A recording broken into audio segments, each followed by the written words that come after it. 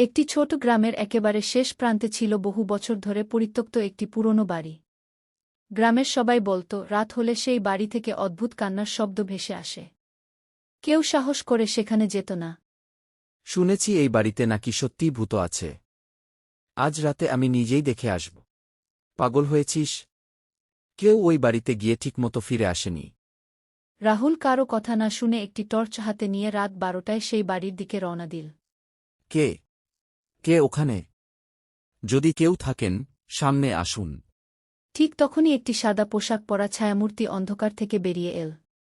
তার চোখ দুটো অস্বাভাবিকভাবে জ্বলছিল। রাহুল কাঁপা গলায়, তুমি তুমি কে? এই বাড়ির মালিকের মেয়ে ছিলাম আমি।